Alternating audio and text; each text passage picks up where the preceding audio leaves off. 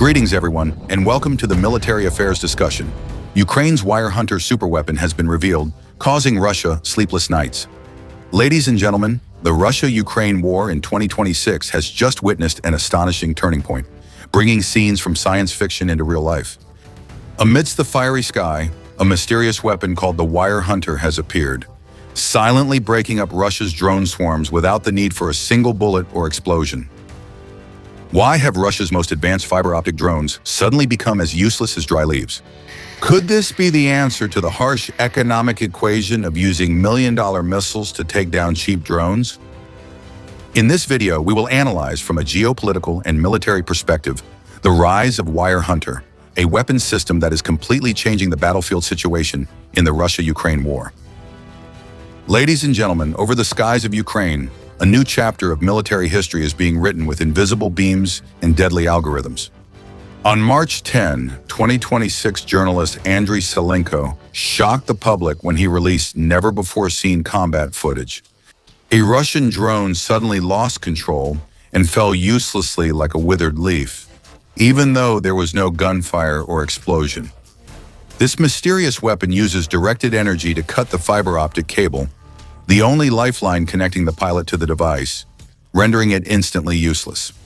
Ironically, it was the camera on another Russian drone that captured the scene of a glowing sphere hovering in the air. A mesmerizing scientific effect created by camera angles and light reflection, yet it carries the destructive power of future technology. This is Wire Hunter, the proud and sophisticated answer that Ukrainian engineers have been quietly developing for the past 2 years to solve the problem of survival in the era of drone swarms. The conflict in Ukraine has turned this place into the most intense and densely packed drone battlefield in human history. In 2025 alone, Russia has launched more than 1,000 Shahed drones per week at cities and critical infrastructure, forcing Ukraine to respond at all costs, from cheap quadcopters to homemade long-range unmanned aircraft. From a geopolitical perspective, this is not just a war of wills, but also a harsh economic and technological battle of wits. Military commanders always have to face a painful mathematical paradox. How can you justify firing an interceptor missile worth millions of dollars just to destroy a suicide drone that costs only about $50,000? With a front line stretching over 860 miles, traditional air defense systems are stretched to their limits, forced to cover vast areas spanning dozens of miles in every direction. In that context, the Wire Hunter system is not just a weapon, but a strategic salvation, marking Ukraine's third advancement in laser technology after the successes of Chizhug. The system intercepts targets above 2 kilometers using a slim beam with previously announced technical specs. Unlike the 2 predecessor systems that were widely promoted with specifications about power and firing range, the Wire Hunter system appears in an eerie silence.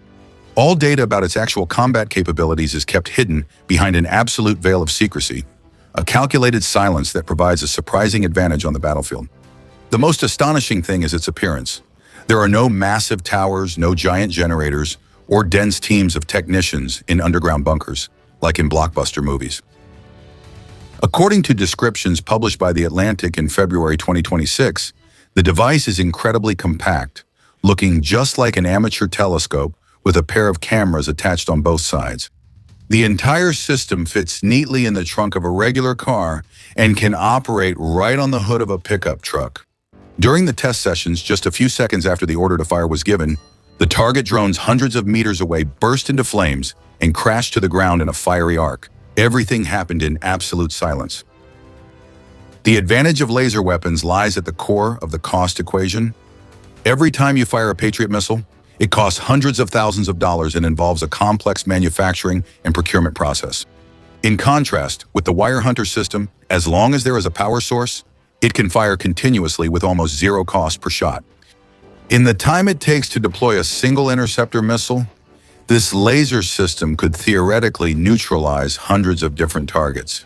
This is an extremely attractive figure in an industrial war of attrition, where Russia does not frequently use heavy cruise missiles or manned aircraft deep inside Ukrainian territory.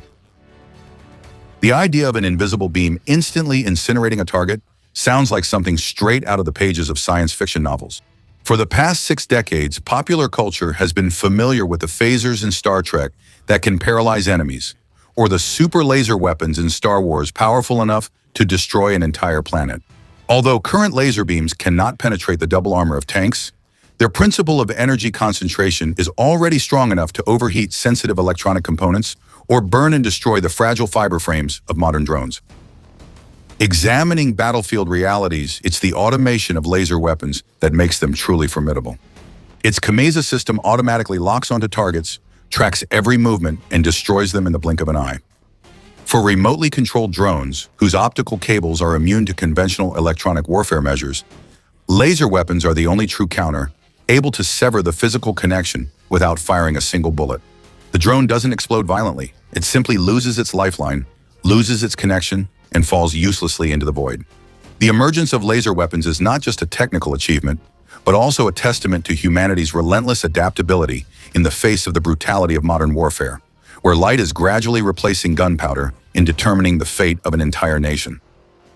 The appearance of laser weapons on the battlefield is not only a technical advancement, but also a powerful blow to traditional military thinking. Instead of trying to pierce through steel armor with extreme heat, this weapon chooses a subtle and silent way to finish the job, cutting the communication wire. In a modern battlefield full of risks, this is a clean kill. No burnt debris falling around, no danger to nearby comrades, Và thứ duy nhất bị hủy hoại chỉ là một sợi cáp quang. And that debris has already become an environmental issue in the fields. Although bringing a weapon from a tightly controlled testing environment to the harsh realities of the battlefield is always a challenging leap, its core principle remains extremely solid. The Russian side is increasingly favoring loitering drones, silent killers hovering near the front lines, connected by fiber-optic cables stretching for kilometers. These cables allow them to transmit signals directly to the operator, completely immune to electronic jamming systems or GPS spoofing, things that have become obsolete compared to this physical guidance technology. For the Ukrainian military, these drones pose a tough problem that traditional air defense systems cannot adequately solve. When conventional electronic warfare measures are rendered ineffective, a laser beam capable of targeting and burning through the cable in just a few seconds becomes the key to survival. From another angle of the war, small commercial quadcopters modified to drop grenades or carry armor-piercing warheads are becoming a nightmare for infantry in the trenches. They are cheap, plentiful, and very hard to stop with regular firearms. A point defense laser system capable of silently incinerating targets as soon as they are detected, without revealing the operator's position and without consuming ammunition, is the optimal tool for company or battalion-level units. Just mount it on a mobile vehicle, connect it to a generator, and let artificial intelligence handle the rest. The moment any FPV drone approaches the defensive line, it will become prey in a game where the interception cost is almost zero. The real magic of Sunray lies in its astonishing financial figures. While reports show that Sunray took about 2 years to develop with a prototype cost of only a few $1,000,000, its expected mass production price is just around a few $100,000. When we look to the West, we see a completely different picture. The U.S. Navy's Ilios system, developed by Lockheed Martin, has cost as much as $150 million just for the development contract that started in 2018. 2018. Considering the entire program, this figure could approach $1 billion. The American system clearly has much more power and advanced technology than the Ukrainian prototype. But for the specific task of taking down small drones near the front line, Sunray has demonstrated superior cost efficiency. This paradox becomes even clearer when looking at European laser systems. Joy Metal and MBDA from Germany have been testing lasers on warships since 2019. And by early 2026, the budget for the demonstration phase had soared to over $500 million, raising red flags in the Finance Committee. At the same time, Australia's electro-optic systems company is also offering its Apollo 100 kilobar laser system to the Netherlands, with strict standards for durability and NATO compatibility. This unintentionally prolonged the development time and drove up costs.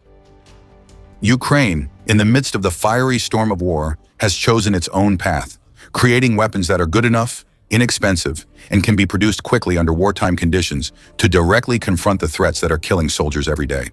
If Sunray can be mass-produced, a big but promising question, it will completely change the layered air defense structure of Ukraine.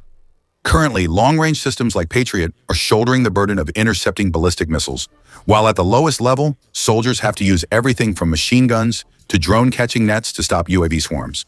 Sunray will fill this gap as a stationary point defense asset, never running out of ammunition and not adding to the financial burden on the already strained interceptor missile stockpile. The development story of Sunray is a typical example of Ukrainian innovation in the face of adversity. It started at the beginning of 2024 when Russia intensified its attacks with Shahed drones, stretching Ukraine's air defense network to its absolute limit. Their engineers did not have the privilege of sitting in laboratories for decades or waiting for lengthy budget approval processes.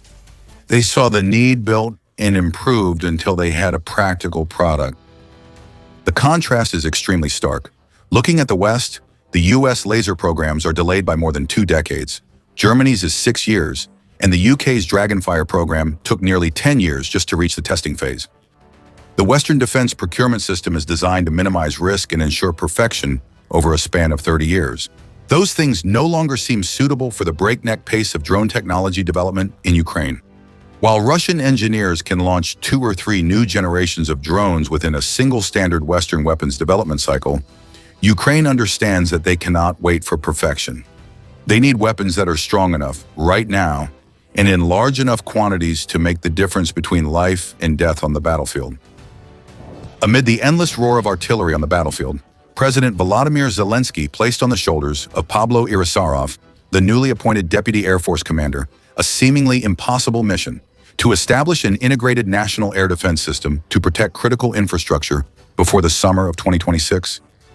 This is a harsh and intense race against time, where every moment of delay comes at the cost of darkness and destruction.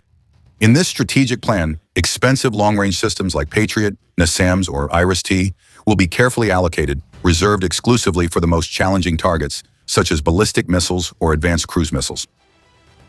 At a lower level, sky assassins like the P-1 Sun from Skyfall, which already boasts a record of over 1,000 target eliminations, or the city's autonomous interception system, will take on the task of sweeping away medium-range threats using artificial intelligence. At the final threshold of the point defense layer, Sunray stands as a formidable last barrier, a promising solution to deal with swarms of cheap drones without depleting the precious missile reserves that are always on high alert. However, from the perspective of a clear-headed geopolitical analyst, behind the promising test footage, Sunray still has to face the harsh limitations of physics and battlefield reality.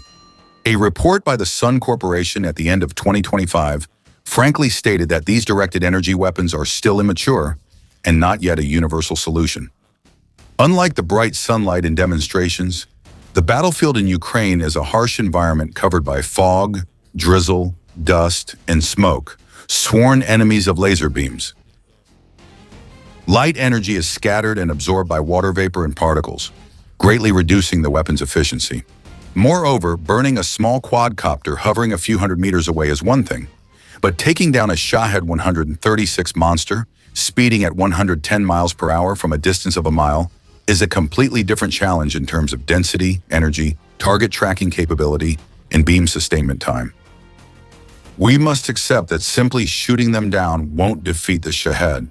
The weapon that has plunged Ukrainian cities into darkness and cold for so many winters, destroyed power plants, and taken the lives of sleeping civilians still cannot be considered a true Iron Dome. Without the ability to intercept from long range and operate in all weather conditions, shooting them down will only serve as a supporting piece in a complex, multi-layered defense system, rather than being the core of protective power. Nevertheless, its appearance demonstrates a new and proud military philosophy of Ukraine. While Western defense procurement processes prioritize perfection, decades-long durability, and cumbersome administrative procedures, Ukraine's wartime defense industry is optimized for a single purpose: survival. They don't need a fancy weapon. They need something that can work immediately on the battlefield before the next wave of Shahed drones arrives. This culture of innovation in adversity has helped Ukraine close technological gaps that once seemed insurmountable in just 2 years. With costs just a fraction of billion-dollar defense programs, a prototype worth a few $1,000,000, a mass-produced unit costing a few $100,000, and a shot fired at almost zero cost, that is the key to changing the game in a grueling war of attrition. Although Sunray is still an experiment with many technical uncertainties, such as actual power or maximum range, it has already opened a new chapter in military history. In a war determined by the accumulation of the smallest advantages and harsh mathematical calculations of attrition, Sunray could very well be the starting point of something much greater. It's true that when a country's invaded, heroes always emerge. In your opinion, will laser weapons like Sunray completely replace traditional anti-aircraft missiles in the near future? Or are they just a temporary supporting tool? With the rapid pace of technological development today, will Russia soon find a way to counterattack and protect its drones?